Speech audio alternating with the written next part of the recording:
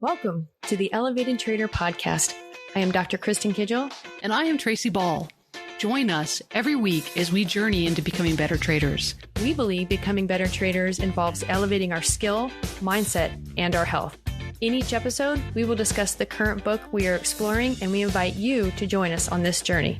Are you ready to elevate your trading, mindset, and health to the next level? Let's do this.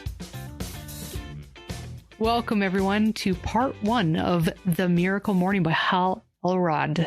You mind if I jump in for a minute? And my mind's a little racy around this book. You go right ahead.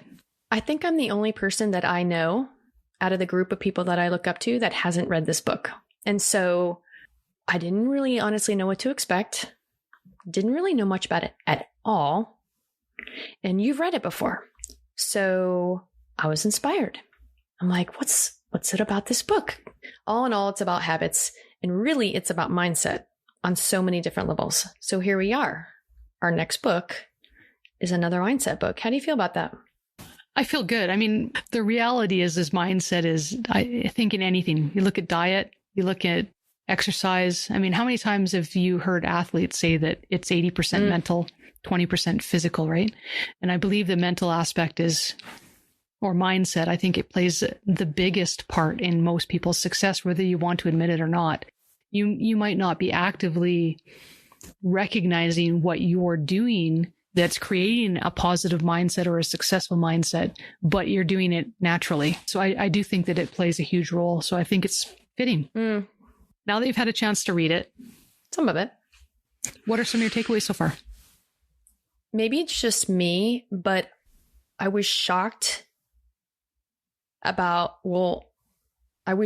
with how many people have amazing testimonials. And the first 4 pages of the book, not even numbered pages, right? They're just, you open the front cover and all it is testimonial, testimonial, testimonial, testimonial, testimonial. And they're all extremely famous people, typically people that I like and admire. Just, I didn't know they were doing this. So that really got my attention, which was really needed because I have to agree with you. I am no longer owning the title, quote, I'm not a morning person. I'm not going to own it anymore. And honestly, ironically, I guess I really have been doing a couple of these things that he talks about in here and he suggests unknowingly. So I'm kind of stoked eventually we'll get into that. But yeah, that's not even the introduction. Mm-hmm. And then the introduction is, I want you to go through that because you said that really stands out for you. So in the beginning, there's a note to you section, and there's one key element here that I think is fitting that I'd like to touch on. And we've talked about it before, I think. But what he says is, to be clear, I'm referring to implementing the Miracle Morning Ritual daily, not merely reading this book. And I think that is so important to recognize, right? It's even, we talked about earlier how reading these books, starting to read these books, because both of these so far I've read before. The difference now versus then was the intention. So there was a deliberate act to engage with the words on the page, creating a form of implementation that is leading to growth and success. And I think that it's extremely important. It's not about how fast you can get through this book. It's not about how fast you can read.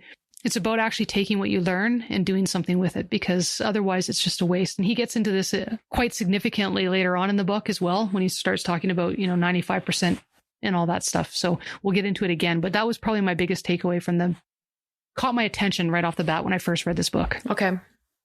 I can agree. And then, like I said, the very first time I ever started this page was basically, looks like in the first sentence, I won't read the whole thing. It says, there is at least one thing we have in common, probably a lot more than just one, but at least one that we know for sure. We want to improve our lives and ourselves. If you're reading this book, I would think you're trying to improve your life or yourself, or can I get one piece of value out of it? And that's kind of how I think I went towards it was, okay, all these amazing people. I do want to improve on every aspect of my life and sustain it. I think sustainability is where maybe I fall off, people fall off or whatever, but something that's sustainable. So you're talking about discipline. Discipline, yes, but realistic. How do I put this? Attainable, easily attainable. You're talking about the actual routine that you're creating in the morning. When I learned that you get up at 5:30 in the morning, the first time I heard that, I was like, whew.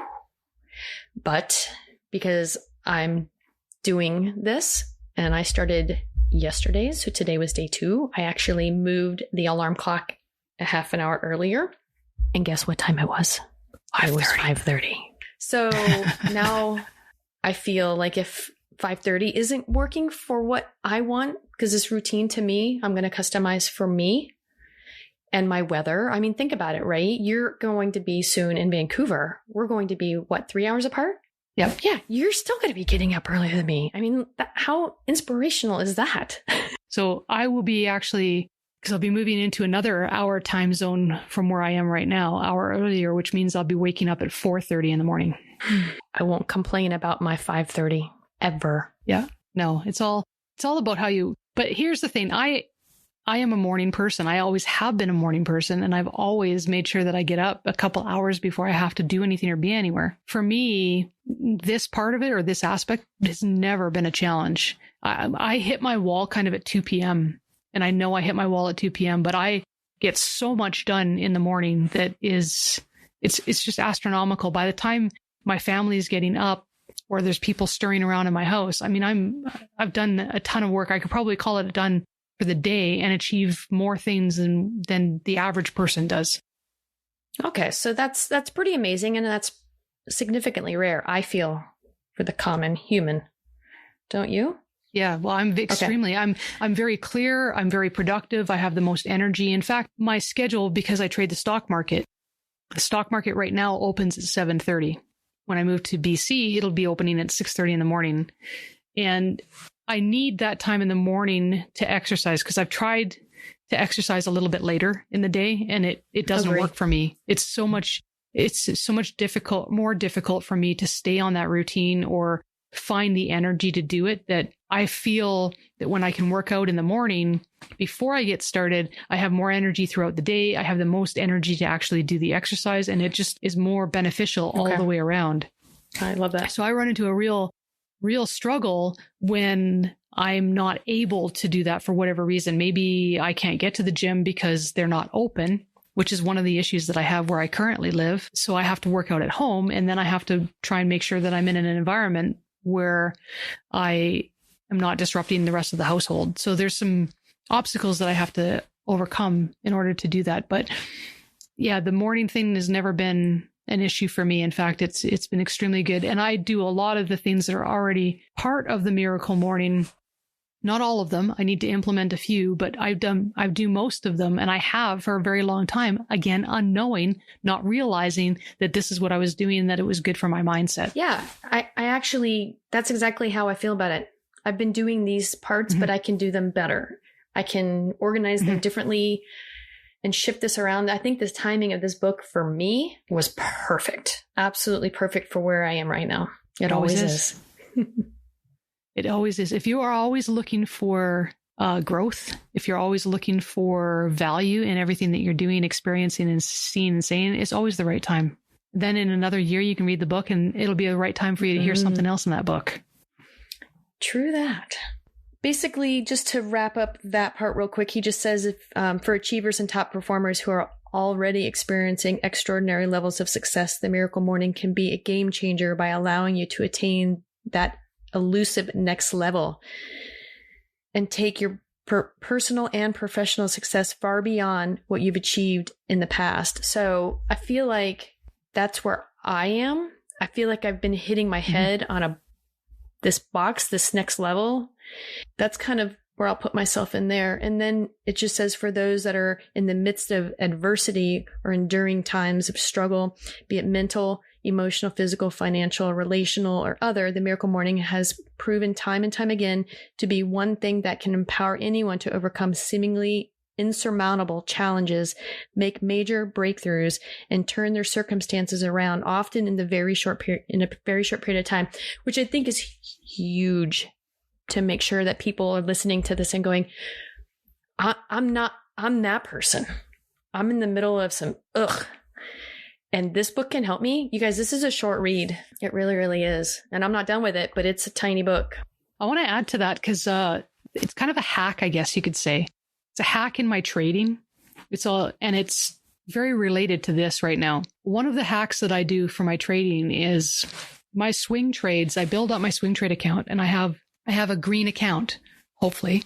So the green account is there, and that enables me to close out some positive gains at the beginning of each month, which gives me the ability to start in the green. And then that gives me the confidence. It just builds a whole bunch of an environment that's conducive for success instead of trying to dig yourself out of a hole.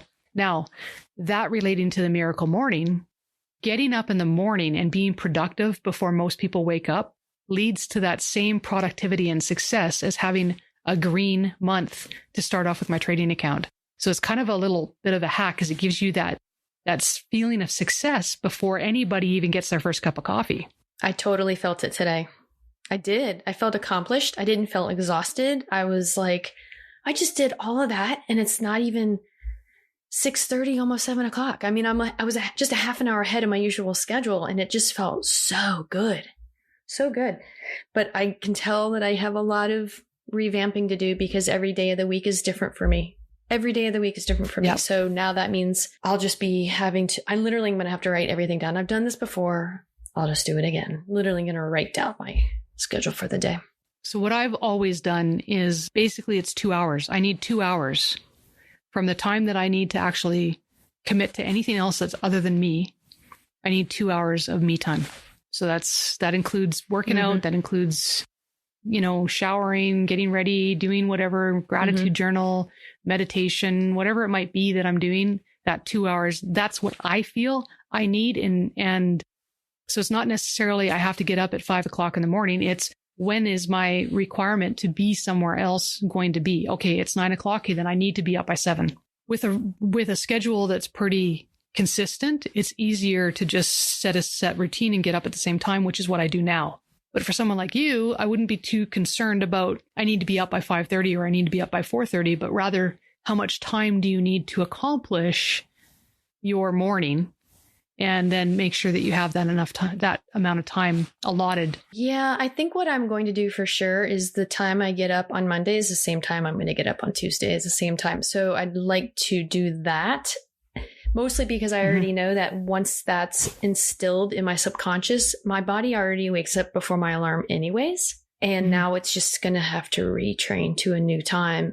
But the feeling of accomplishment and getting all of that stuff done that I really enjoy already and just fine tuning it really in just today alone. And we're only a couple chapters in.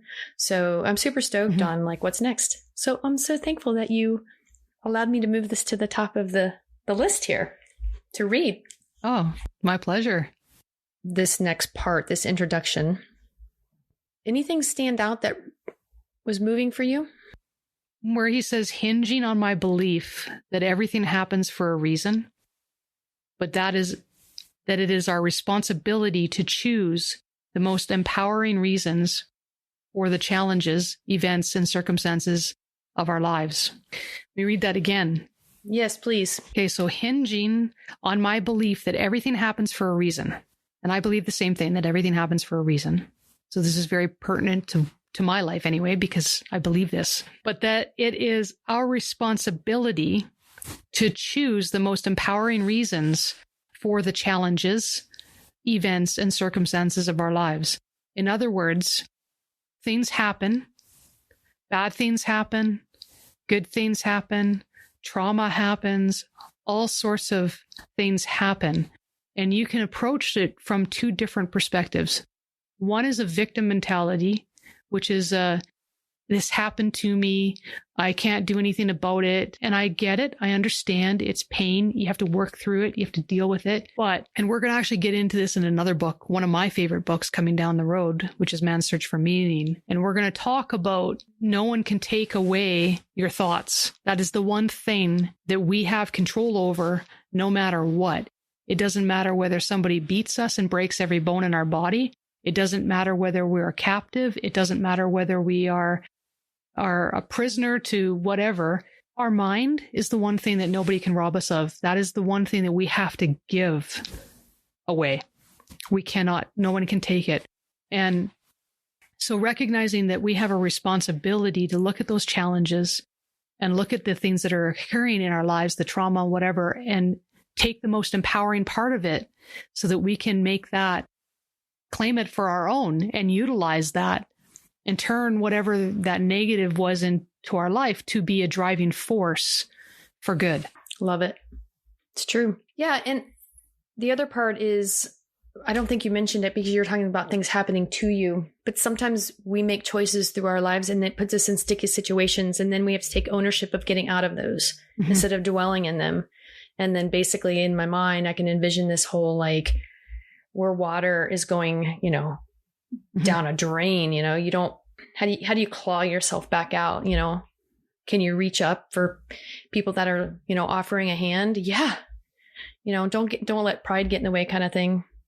These people that care about you, so to speak. Yeah, for sure. Okay. Just a thought that ran through my mind when you were saying that. Oh, I love it. Thank you for joining us today. For more information about the show, as well as our list of current reads, check us out at www.theelevatedtrader.com. Remember to subscribe and share if you found value in today's episode. See you next week.